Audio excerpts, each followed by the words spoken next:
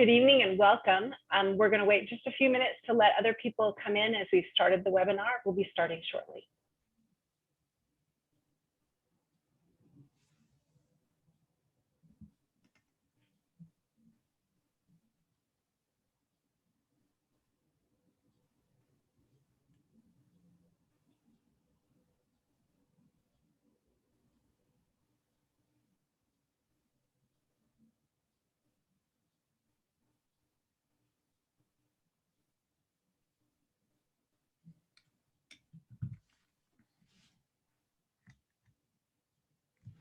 For those of you just signing in, we will be starting shortly. We're allowing time for a few more people to join us that have registered. Thank you.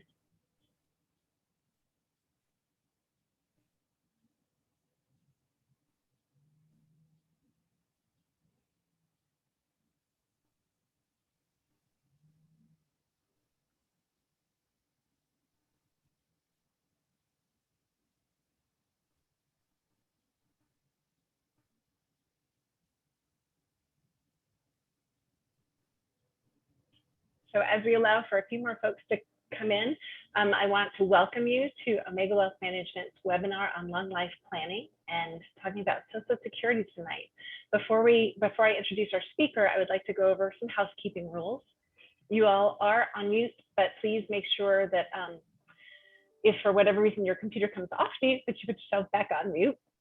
Also, if you have any questions, our speaker has graciously agreed to answer questions after the presentation.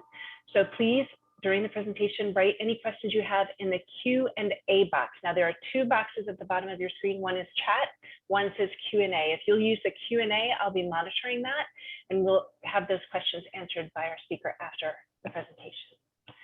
So without further ado, it is my great pleasure to introduce Mary Beth Franklin to you. You read a little bit about her in the invitation to this webinar. I wanted to let you know that she is an amazing woman. I've gotten to know a little bit through the Financial Planning Association, and we are just thrilled to have her with us. She writes a weekly column on retirement issues for Investment News. She also has authored an ebook titled Maximizing Your Social Security Retirement Benefits, and we'll give you information at the end of the presentation how you can get that if you'd like to.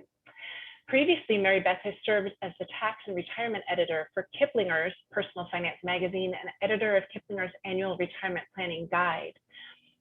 Earlier in Mary Beth's career, she was a Capitol Hill reporter for the United Press International, and she's a frequent guest on numerous radio and television programs. Her podcast, The Retirement Repair Shop, was launched in 2019 and is now in its third season. So without further ado, I'd like to introduce you to Mary Beth Franklin. Thank you, Kathy, and thank you to Omega Wealth for inviting me to address clients. I'm delighted you can all join me tonight. I promise I'm going to make Social Security interesting. Now listen, there's more than 2,700 rules that govern your Social Security benefits. Face it, it's a federal program. Only the feds could make it this difficult.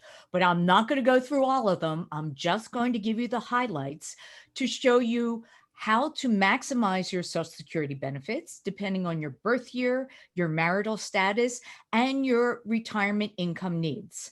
And there's no one right answer. It's a very personal decision, but I'm going to help give you the information so you, along with Omega Wealth, can help decide what is the best Social Security strategy for you. So bear with me while I try to share my screen. And did that work? Let's see. I think we're okay. All right, this is an interesting year to talk about Social Security claiming strategies because of the COVID-19 pandemic.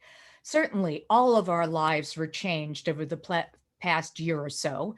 And for some people, they found that they lost their jobs due to the pandemic, or because of health concerns, they were afraid to return to work and are retiring early. Other people had the opposite situation. Older workers who may have been thinking about retiring found that they could work remotely from home and discovered that they really liked their jobs. They just hated the commute.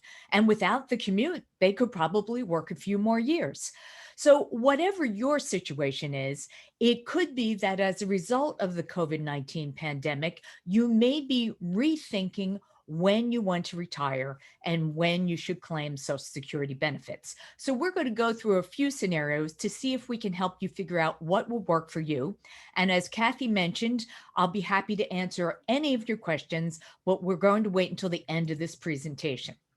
Now, the general rule is you can claim benefits as early as age 62, and that may be appropriate in some cases. But you have to realize that if you claim your Social Security benefits early, they are reduced for the rest of your life. They don't magically pop up to the full retirement benefit amount when you reach your full retirement age.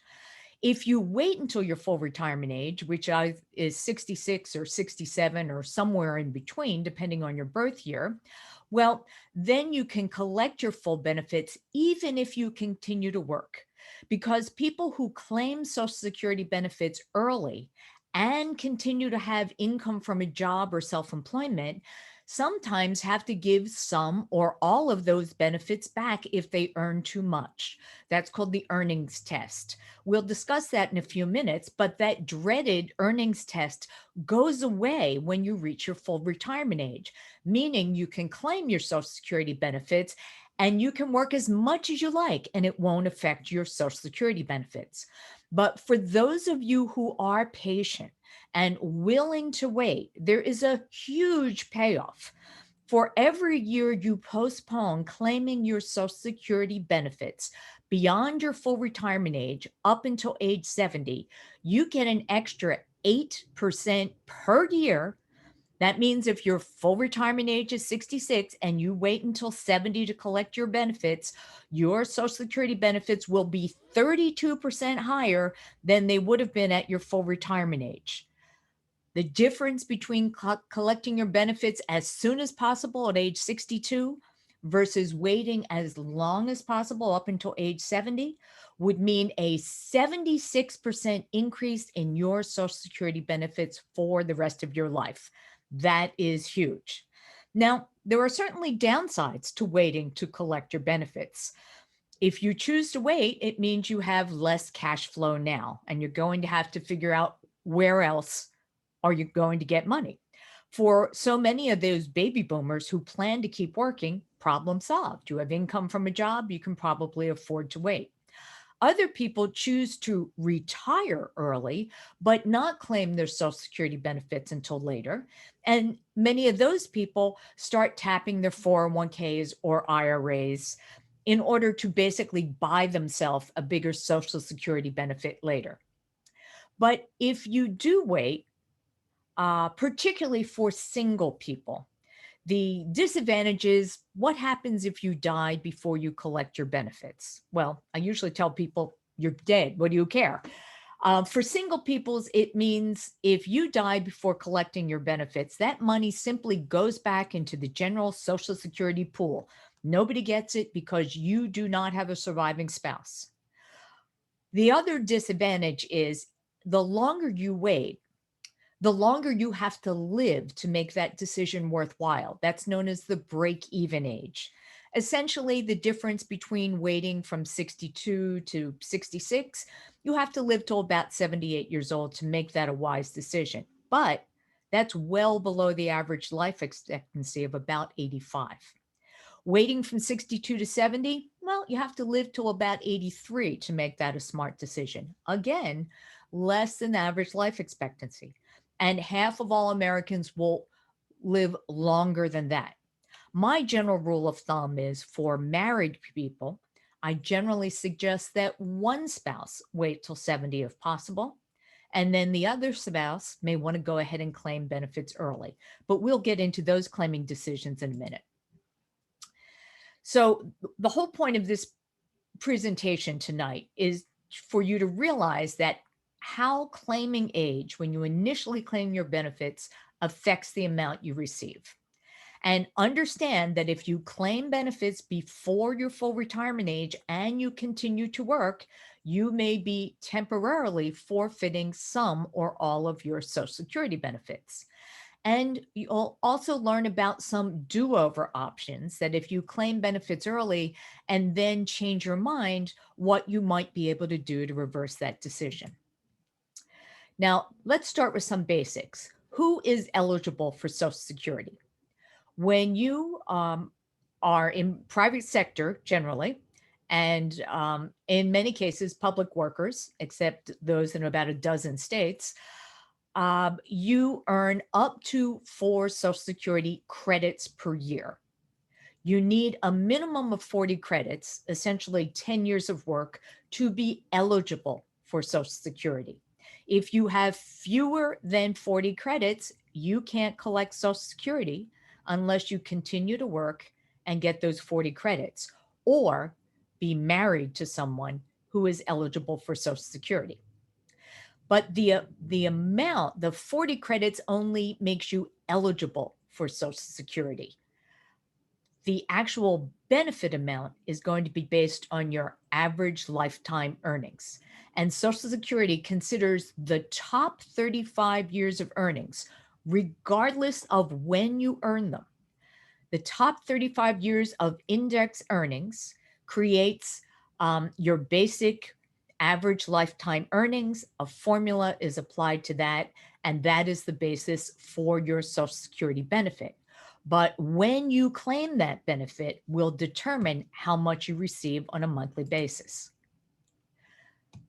So, as I mentioned, your age really matters. Yes, you can collect benefits as early as age 62, but if you do, they will be permanently reduced by 25% or more for the rest of your life. If you wait until your full retirement age to claim, you can collect your full benefits even if you continue to work because that earnings cap goes away once you reach your full retirement age. But if you're willing to wait, you can maximize your benefits by waiting up until age 70 to claim. Now, you never want to wait beyond age 70 because those delayed retirement credits of 8% per year stop at age 70. So even if you're still working, even if you don't need the money, don't delay claiming Social Security beyond age 70. Now, what are these delayed retirement credits? People get very confused by them. They're called delayed retirement credits for a reason, because they only apply to a worker's retirement benefit. If you are a non-working spouse, you may be entitled to spousal benefits. That means half of your husband or wife's full retirement age benefit amount. But that spousal benefit is worth the maximum amount if you collect it at your full retirement age. It does not continue growing up until age 70. Only a worker's retirement benefit continues to grow.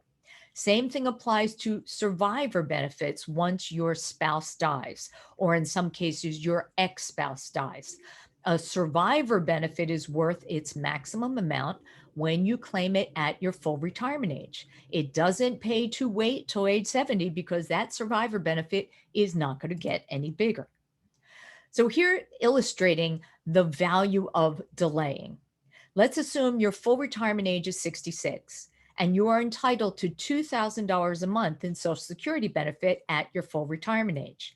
Yes, you could claim that benefit as early as 62, but you're not going to get the full $2,000 because you're claiming 4 years early. You are only going to get 75% of your benefit or $1,500 a month. Alternatively, if you decide to wait up until age 70 to collect your maximum benefit, you're going to get 32% more than your full retirement age amount, $2,640 a month.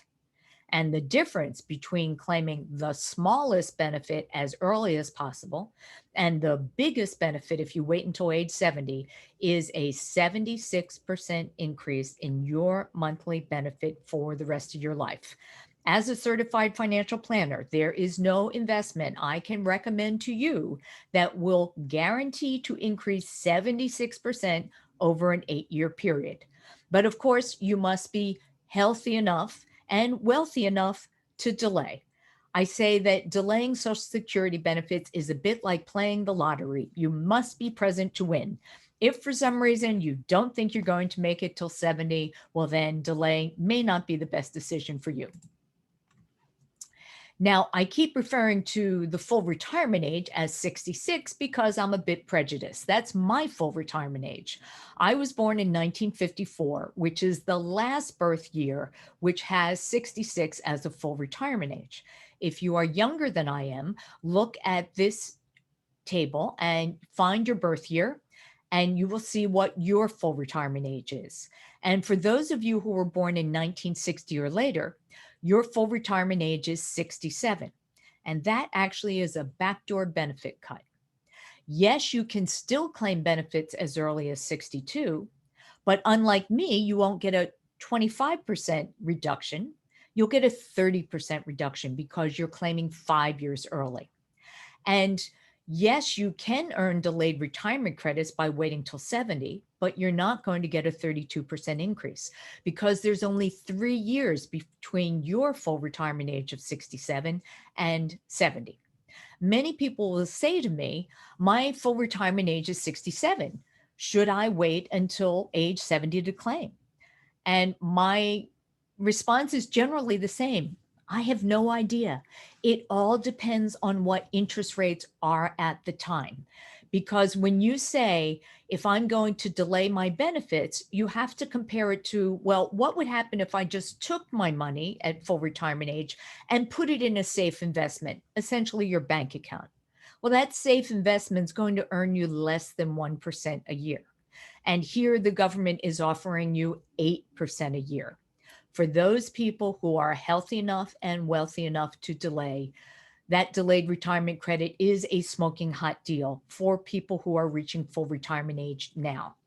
We have been in virtually a zero interest rate environment for about a decade, but it seems like interest rates may be gradually creeping up in the near future. So stay tuned. I don't know what the right decision will be for you when you reach your full retirement age of 67. Now, 2021 is a watershed year. I mentioned that different birth years have different full retirement ages. Well, this is the first year, 2021, that people who reach full retirement age this year, their full retirement age is 66 and 2 months. That's the first increase in the full retirement age in about a dozen years. Now, a lot of these creative claiming strategies I'm going to discuss next disappear for most new and future retirees, but survivors continue to have different options of how and when to claim their benefits. Now, the earnings cap I mentioned. If you collect your Social Security benefits early, and this is the key, and you continue to have earnings from a job, the earnings cap does not apply to investment income, pension income, other passive income. It only applies to earned income from a job or net self-employment. So if you claim your Social Security benefits before your full retirement age and continue to have earned income from a job, now you are going to be subject to the earnings restrictions. And if you make too much money, you will temporarily lose some or all of your Social Security benefits. This year in 2021, if you make more than $18,960, and yes, that's per year, if you make more than that, Social Security will withhold $1 in benefits for every $2 you earn over that limit. Essentially, you earn more than about $55,000 a year, your benefits are gone completely. Now, once you get to your full retirement age, any benefits you have lost due to the earnings restrictions will be restored in the form of larger monthly benefits going forward. Now, in the year you reach your full retirement age, in the months before you reach that milestone, there is a much higher earnings cap. It's about $50,000 a year. And then once you reach your full retirement age, that earnings cap goes away completely. So my number one rule is if you plan to keep working, don't claim Social Security benefits early. It's just an accounting nightmare. You're working, you probably don't need the money. Just wait till your full retirement age to claim. And keep in mind that all types of Social Security benefit, whether you're collecting as a retired worker, as the spouse of a retired worker, as the surviving spouse of a retired worker, all of those Social Security benefits are subject to the same income limits if you collect benefits before your full retirement age. But remember, they're not gone forever. Once you reach your full retirement age, those lost benefits will be restored. Now, I'm going to give you an example of how this works. Bear with me one second. We already mentioned that the annual earnings cap this year for anyone who is under full retirement age for the entire year is $18,960. Well, let's assume we have someone under full retirement age and they earn $30,000 this year. Well, we would subtract that annual earnings cap from the $30,000, and we find out there's excess earnings of about $11,000. And then we divide that in half because remember, Social Security will withhold $1 of benefits for every $2 you earn over that limit. So this person would lose about $5,500 of Social Security benefits. And let's assume this same person is entitled to $2,000 a month. So what Social Security would do is withhold the first 3 months of benefits, essentially $6,000 worth of benefits, to satisfy that earnings cap. And once the earnings cap has been satisfied, then you would get your monthly benefits every month for the rest of the year. And then when January 1st comes, a new calendar starts and a new earnings limit applies again and will apply each year until you reach your full retirement age.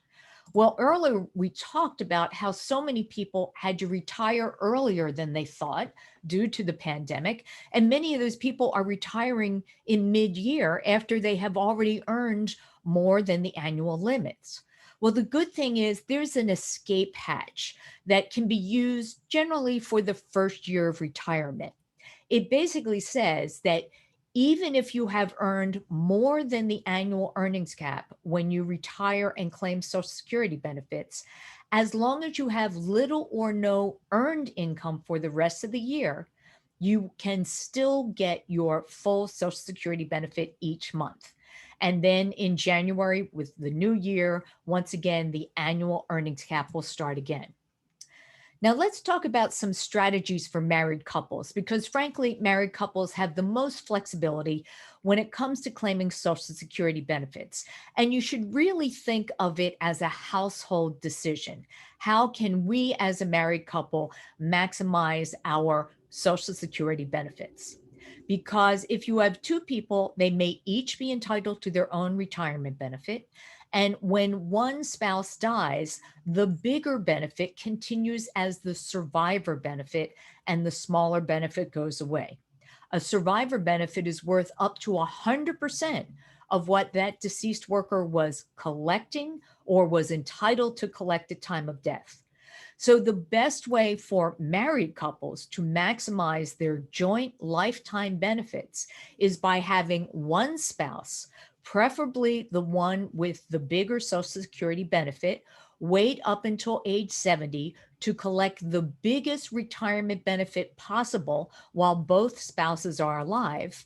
And if that spouse should die first, and frankly, it's often the man, and the man tends to be a couple years older than the wife and is also likely to live a few years less than his wife. If that husband dies first, his bigger Social Security benefit will now become his widow's survivor benefit, and her smaller benefit would go away. Now, how to coordinate those strategies, we're assuming that the one spouse is going to delay up until 70. The other spouse may want to go ahead and claim her reduced retirement benefits early. Now, that's assuming she's not working. If she is working, she will probably want to wait till her full retirement age when the earnings restrictions go away. But by having the other spouse claim Social Security either at 62 or 66 or somewhere in between, it brings some cash flow into the household and takes away a bit of the sting of having the other one wait till 70. And there really is no downside to this because even though the spouse who collects her own retirement benefit early and her own retirement benefit is permanently reduced for the rest of her life, it will have no impact on her survivor benefit. If she is at least full retirement age or older when she is widowed and begins collecting that survivor benefit, she is still entitled to 100% survivor benefit. So you can see how coordinating these strategies can be very valuable for married couples. Now, there is a downside for spouses who have no earnings history of their own. Maybe they stayed home and raised their children. Maybe they were immigrants and haven't worked in this country. They're married to someone who's entitled to a Social Security benefit. So therefore, they are entitled to a spousal benefit worth up to 50% of that worker's benefit.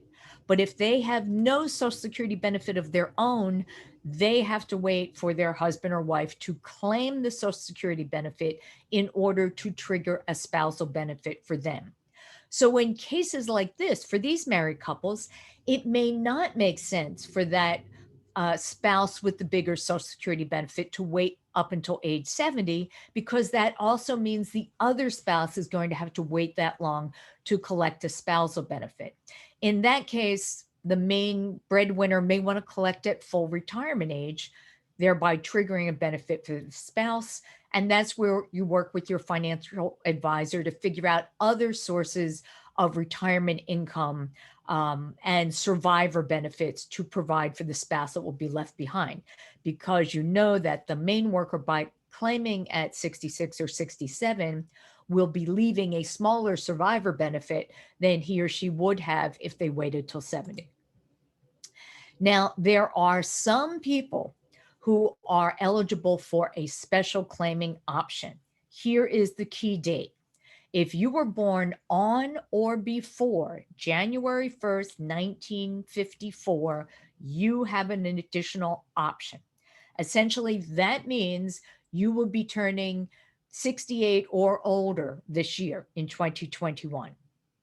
This strategy is referred to as filing a restricted claim for spousal benefits.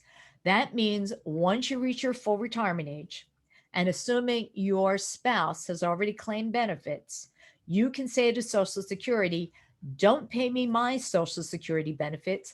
Let them keep growing by 8% a year up until age 70. But in the meantime, I want to restrict my claim. Pay me only as a spouse. Give me half of my husband's full retirement age benefit or half of my wife's full retirement age benefit. It does not take any benefits away from them. They get their full benefit and I get 50% on top of that. Now, let me give you an example. I missed this birthday cutoff because I was born in December 1954, meaning I can't do this. But my husband is 2 years older.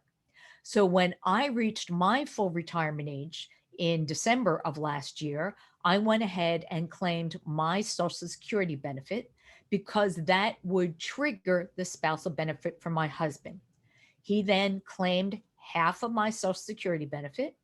And when he turns 70 next year, he will switch to his own maximum retirement benefit.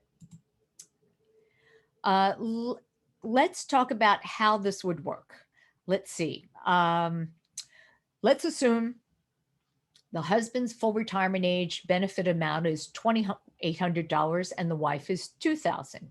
And we've already noted that the one with the bigger benefit is the one who should claim. He's also old enough to use this restricted claiming strategy. So we're going to tell the wife to go ahead and claim her full Social Security benefit of $2,000 a month this year.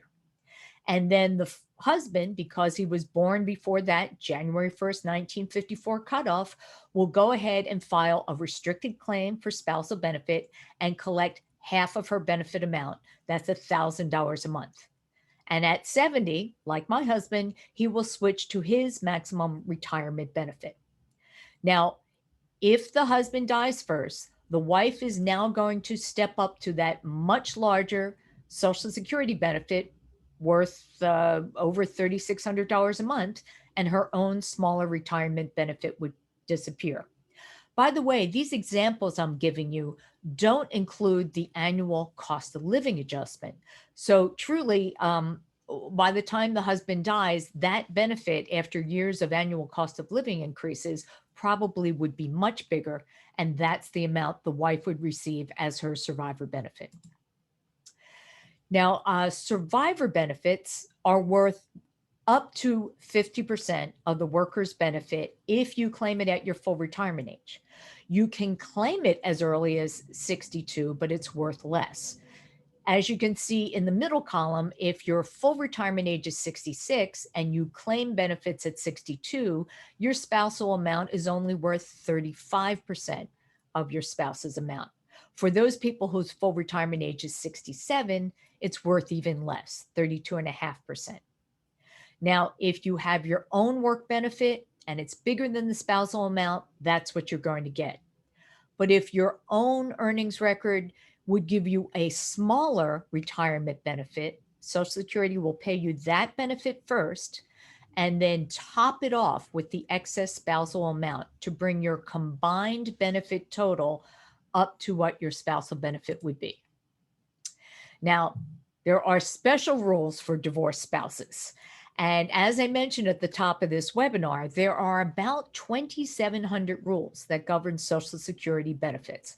And a lot of them are exceptions, and a whole lot of those exceptions apply to divorced spouses. Now, the key is to be an eligible divorced spouse, you must have been married at least 10 years, divorced, and currently single. If you are an eligible divorced spouse, you may be able to collect Social Security benefit on your ex's earnings record. Now, just like a married spouse, if you have your own work record and it's larger than the spousal amount, that is the amount you will receive. But if the spousal benefit is larger or it's the only benefit you're going to receive, that's what you will get. And here's a really important idea for divorced spouses. Many of them are not aware that they are entitled to survivor benefits if their ex-spouse dies. And even if their ex has remarried, it doesn't matter. You may be entitled also to a survivor benefit if your ex-spouse dies.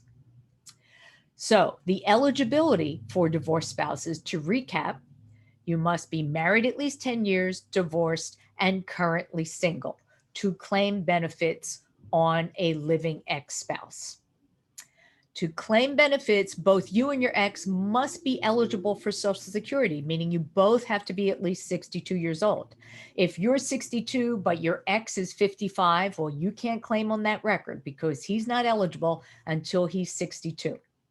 Now, I mentioned that for married couples, there's a situation that if one spouse is not entitled to their own retirement benefits, but would be eligible for spousal benefits, they can't get that benefit until the working spouse claims. Well, you can imagine in a nasty divorce situation, that might not work so well. What would happen if one ex said to the other, I am never going to retire, and you are never going to get a dime of my Social Security benefits? Well, Congress thought that might be a problem. So one of the many exceptions when it comes to divorced spouses is that in addition to being married at least 10 years, divorced, and currently single, if you have been divorced at least 2 years and the two of you are both at least 62 years old, you can collect on your ex even if your ex has not claimed his or her benefits. That is known as being an independently entitled spouse. Now, the amount you would receive, it's going to depend on how big is your own benefit, if you have one, and how does that compare to the spousal benefit amount. If your own benefit is larger, that's what you'll get. If your retirement benefit is smaller, let's say your own benefit is $1,000 a month, but your benefit as a spouse would be $1,400 a month. You're going to get the $1,400, but Social Security will say that the first 1,000 is your own work record, and then the excess amount, that extra $400 a month, is your spousal amount. Now, let me give you an example of how an ex-spouse may want to maximize her Social Security benefits. Now, this is one of those lucky people who was born before the 1954 cutoff. In this example, she's born in 1953. She has not yet claimed her Social Security benefit. She's 68 years old this year, and so is her ex-spouse. His full retirement age benefit is $2,400 a month. Hers is $2,000. Because she's born before that 1954 cutoff, she can say to Social Security, I want to file a restricted claim for spousal benefits. Give me half of my ex-spouse's full retirement age benefit. It does not take away from his benefit. He does not even need to know that you are claiming benefits on his record. You go through the Social Security Administration. They will ask for the appropriate paperwork showing that you were married at least 10 years before divorcing.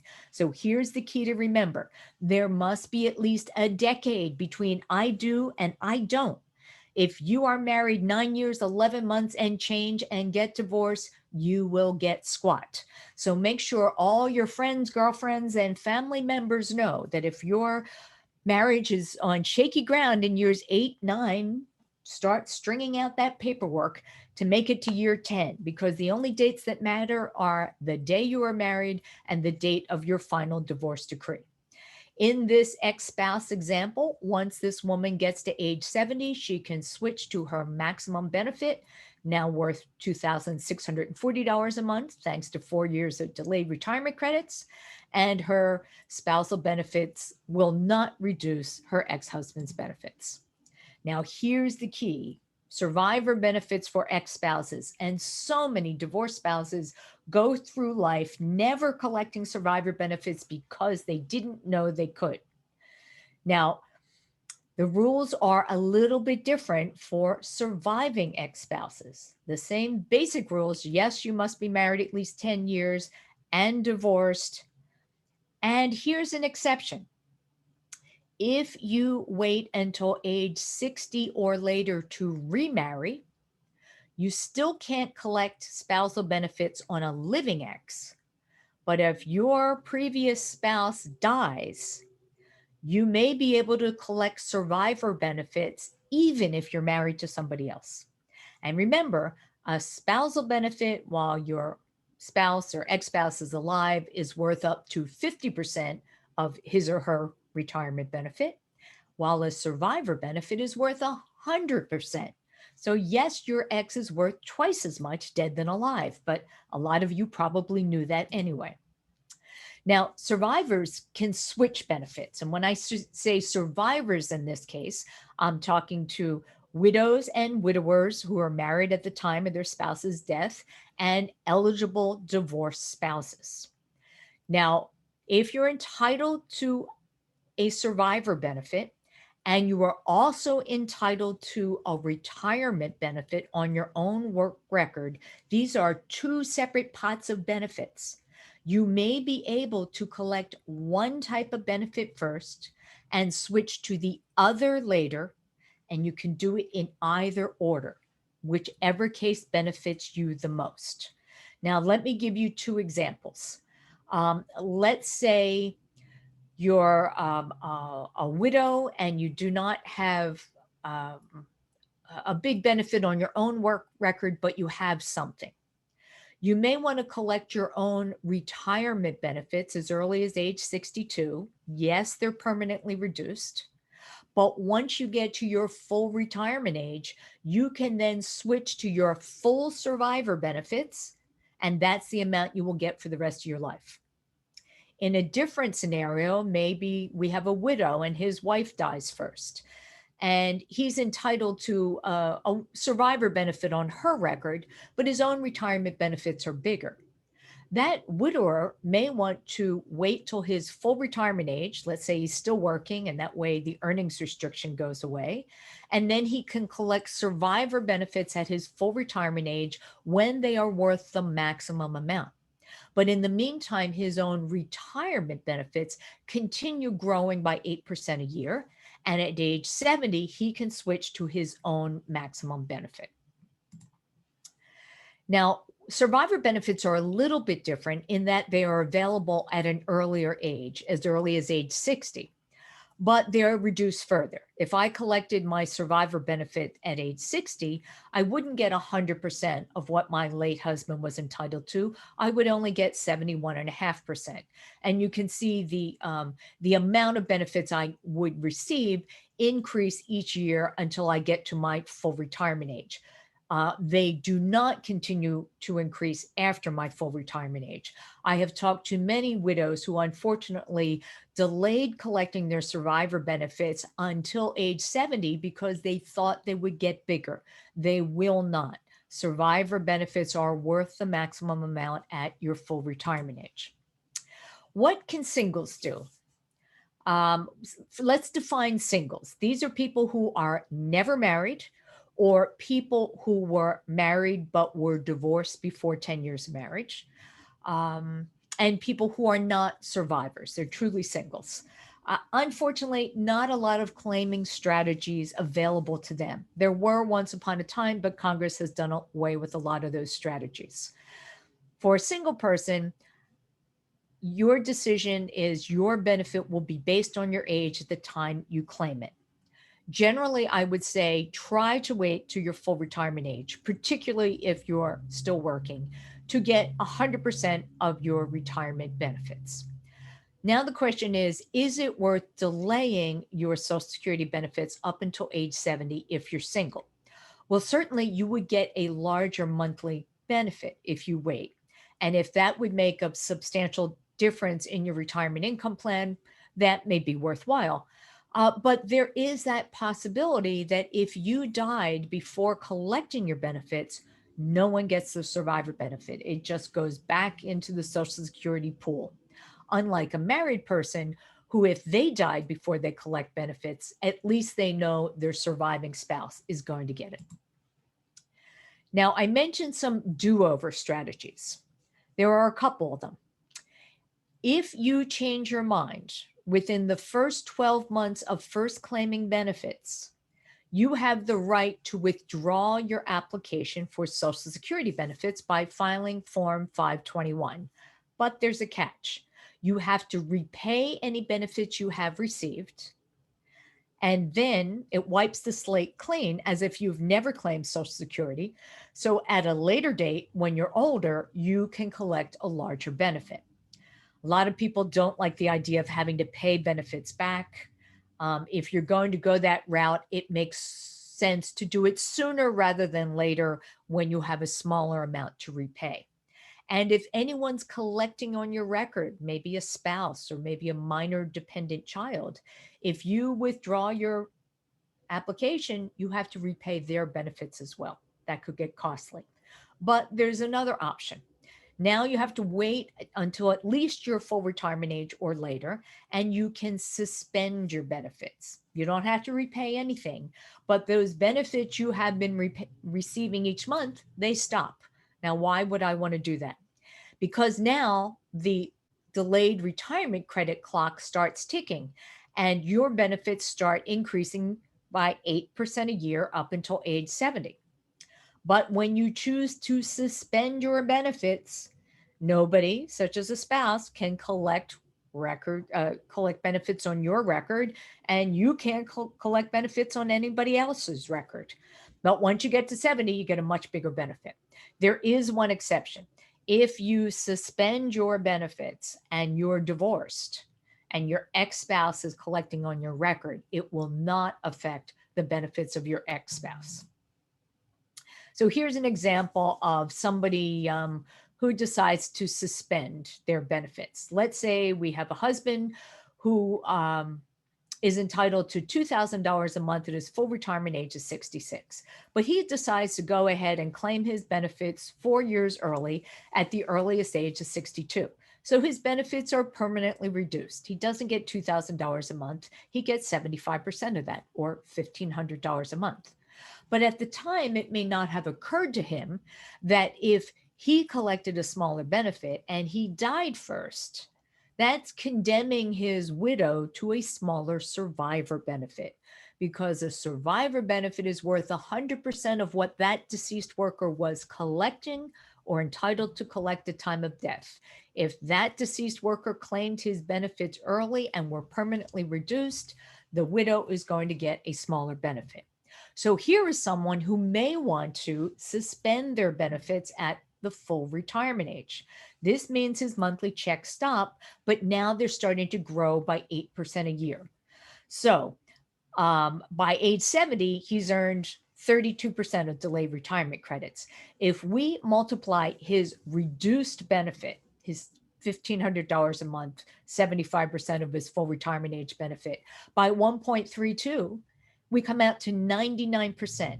Effectively, his full retirement age benefit is restored by age 70. And if he dies first, that's the benefit, the survivor benefit that his widow will claim. Now, rules are different for public employees, and a lot of you are in the Washington area, I realize, and many of you may have worked for the federal government under the old civil service retirement system. As you're well aware, you did not pay Social Security FICA taxes, the payroll taxes that the rest of us pay on every one of our paychecks. But a lot of you old-time federal workers may have also worked in the private sector long enough to be entitled to a Social Security benefit, working at least 10 years to be eligible for Social Security benefit. You will get that Social Security benefit you earned, but it's not going to be as big as what you see on your estimated benefit statement, because you will be affected by the windfall elimination provision. Think windfall W worker. It can reduce a worker's Social Security benefit by up to half of their public pension, but it can't eliminate it completely. The maximum reduction this year is just about $500 a month. Now, separately, there's a more onerous rule. Let's say you were a federal employee under the old civil service system. You're never entitled to Social Security, but your husband or wife was. So you thought, well, I should at least be able to get a spousal benefit, right? Not so fast. There's this more onerous rule called the government pension offset, GPO, grumpy partner offset, that basically says if you try to collect benefits as a spouse or a survivor and you receive a public pension from work where you did not pay FICA taxes, Social Security must first reduce any potential Social Security benefit by 2/3 of the amount of your pension with no dollar limit. So if your pension is $3,000 a month, 2/3 of that is $2,000 a month. Social Security would reduce any potential spousal benefit by $2,000, which is going to wipe it out completely, or any survivor benefits by that $2,000. That's going to substantially reduce the survivor benefit. So I say to married couples where one spouse is a public employee who may not be entitled to survivor benefits, well, then the private sector employee may not want to delay until 70 to claim their benefits, because the main incentive to delay claiming until 70 is to create the largest possible survivor benefit for your spouse. But if your spouse is not eligible to collect it, you may want to just claim your benefits at full retirement age and enjoy your money and your retirement together. Now, who is subject to these restrictions? I mentioned the old civil service retirement system. If you are hired 1984 or later, you're under the newer FERS system, Federal Employee Retirement System, which does pay FICA payroll taxes and is not affected by these offsets. There's also about a dozen states where public employees do not pay into Social Security, and they are affected by these rules. There is an escape hatch for these public employees who are affected by the windfall elimination provision. If you have worked at least 30 years under covered Social Security employment, the WEP will not apply to you. There's also an exception for the GPO, for spousal and survivor benefits. If during your public employment you paid FICA taxes during at least the last 60 months of employment, then the GPO restrictions go away. Now, I'm just quickly going to touch on Medicare, because Medicare and Social Security goes hand in hand. Generally, when you are receiving Social Security benefits and you are also enrolled in Medicare, your monthly premiums, Medicare premiums, are deducted directly from your Social Security benefits. Now, Medicare Part A, which covers hospitalization, is premium free because you have paid for it through your FICA taxes throughout your lives. Medicare Part B, which covers doctors' bills and outpatient services, has a monthly premium. Now, most retirees pay the standard premium of about $150 a month. But depending on your income, you could be paying a whole lot more for Medicare Part B and also Medicare Part D prescription drug coverage. Both of those parts are tied to your income. Alternatively, some people, instead of getting original Medicare A and B, plus getting a drug plan, plus getting a Medigap policy to fill in the gaps, instead opt for an all-inclusive Medicare C, also known as a Medicare Advantage plan. These Advantage plans are often a lot less costly than traditional Medicare, and they often throw in extra benefits that original Medicare doesn't cover, things like coverage for vision and hearing aids, and sometimes a gym membership. It often will include prescription drug coverage, but the catch is you must use their network of healthcare providers. So if you're a snowbird who spends half, the winter in Florida or Arizona, a Medicare Advantage plan may not be the best for you. Or if you're wedded to your doctors and your specialists, you probably want to stick with original Medicare and a Medigap policy. Now, as I mentioned, Medicare premiums are tied to income. They are known as an income-related monthly adjustment amount, or IRMA. And there are 6 income brackets.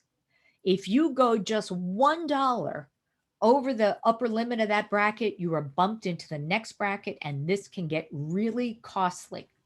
The other thing that's very confusing is your Medicare premium surcharges are based on your last available tax return, which by definition is 2 years ago.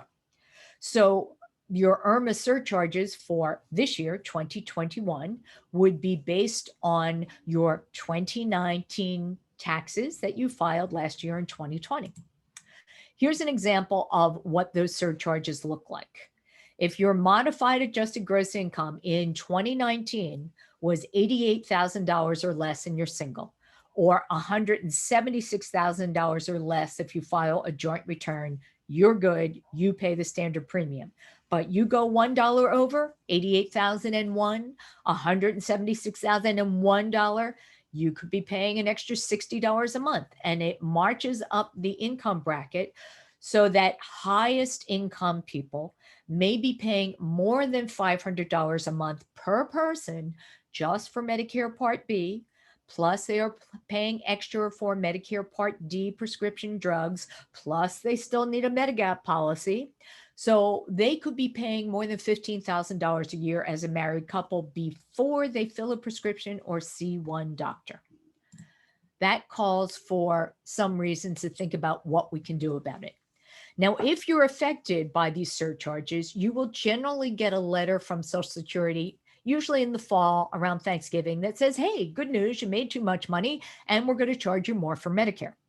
But if your income has declined compared to what we show on your last available tax return due to a life-changing event, and they lay it out in the letter, you were married, divorced, you became widowed, you retired, you lost an income-producing property in a disaster area, they're very specific reasons. But if you fit one of these reasons, you can just fill out the form on the back of that letter, send it in, and appeal your Medicare surcharge. It's very straightforward. Now, some types of income boosts can't be appealed. You sold a big stock portfolio and your income went up. Hey, congratulations, but that's not a reason to appeal. You sold a second home. Congratulations. Income went up, but you can't appeal your Medicare premiums. You sold a business. You took an extra large IRA withdrawal. You made a Roth IRA conversion and had to pay taxes on it. That boosted your income. None of those reasons are eligible to appeal a Medicare surcharge. However, if there were one-time events, the good news is your Medicare premiums will just go up for that 1 year. And assuming your income later drops to normal levels, then your Medicare premium should decline as well. Now, just like other parts of the tax return, there are some types of income that does not increase your modified adjusted gross income that will trigger these Medicare premiums. Distributions from Roth IRAs and Roth 401ks, distributions from health savings accounts used to pay medical expenses, loans or distributions from cash value life insurance, proceeds from a reverse mortgage. None of those things show up as taxable income, and consequently, they do not affect your Medicare premiums. A good strategy going forward for people who are charity minded and who are at least 70 and a half years old can direct a portion or all of their required minimum distributions directly from their IRA to the charity, up to $100,000 a year. Now, you don't get a charitable deduction for that, but the amount you send to the charity just doesn't show up on your tax return. Now, you all know that Congress increased the age for required minimum distributions from 70 and a half to 72. But this qualified charitable distribution still applies to age 70 and a half or older. So if you wanted to make a contribution to a charity and you're no longer itemizing standard deduction, itemized deductions, because so many people are taking a standard deduction now, you can always send money directly from your IRA to the charity. The charity gets the benefit of the money and it won't boost your tax bill or your Medicare premium. And finally, some 2021 planning opportunities. Although required minimum distributions were put on hiatus for 2020 due to the pandemic, they are now back for 2021.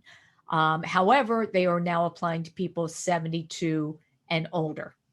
So for people in the what I call the opportunity zone of retirement, maybe between age 62 and age 72, where you might have some control over your income, you may have retired, your income may be reduced, you're not yet taking required minimum distributions, this may be a great time to start thinking of converting some of your traditional IRAs to a Roth IRA. Yes, you will pay taxes on the amount you convert, but you are creating a pool of tax-free income for the future. So each year when you're withdrawing money, you'll be able to take some from your traditional IRA that's taxable and some from your Roth IRA that is tax-free. So you can hold the line on your total income, keeping some control over your tax bill and your Medicare premium. So I know I've given you loads of information. I hope you have found it helpful. And I'm going to stop sharing my screen and turn this over to Kathy so we can take questions. You can always get information I just told you through my ebook, which is available at maximizingsocialsecuritybenefits.com. Thanks, Kathy. I'm going to turn it on to you. Thanks so much, Mary Beth. We really appreciate all that information. And it was a lot of information to absorb. There, like you said, 2,700 rules, and you only touched on a few, but thank you so much. We do have two questions that have come in. One was, what if you've worked for 10 years, but less than 35 years? What does the Social Security Administration do about that? That is an excellent question. So because you've worked 10 years, you have the minimum number of 40 credits, you're eligible for Social Security. Those 40 credits never go away. But Social Security always calculates your benefits on your top 35 years of earnings. So you have 10 years of earnings, and that means you have 25 years of zeros. When they add those all up and average your lifetime earnings, it's going to be a very small benefit. The good news is at any time you continue to work, even if you're beyond full retirement age and you're already receiving benefits, you keep adding to your earnings record, which could increase your future Social Security benefits. And to get those 4 credits, you only have to earn, it's under $6,000 a year. I don't have the number off the top of my head, but you could work during Christmas season maybe and make enough money to actually get an additional 4 credits. The maximum you can get is 4 credits a year. Fantastic. Thank you very much. And I know I've been on the Social Security site. There's actually, I believe, a calculator that, because the benefit page that we used to get in person and now you have to log on to get, right? It assumes that you're going to, if you're working, that you'll keep getting that same salary from now until when you claim. That's a very good point. When you look at your estimated benefit statement, and I'm so glad you brought this up, Kathy, because everyone in the audience, if you have not done this yet, please go to the Social Security website, ssa.gov, and set up your personal My Account. This will give you access to those estimated benefit statements, just like we used to get in the mail. They don't mail them anymore because they cost too much money. And better yet, you can get that information 24/7.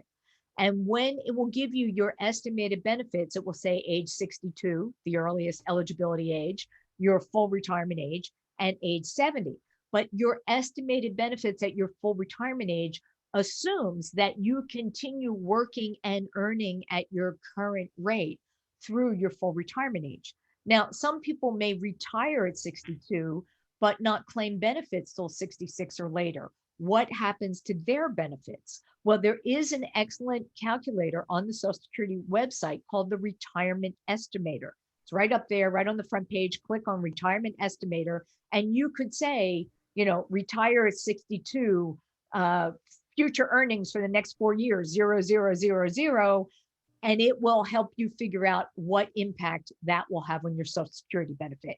If you are a long-time, lifetime high income earner, it's not going to have a huge effect. You've got your 35 years in, that's pretty much what you're going to get. If you've had a very sporadic earning history and have fewer than 35 years, then each additional year of work is going to help you get a bigger benefit in the future. Super, thank you so much.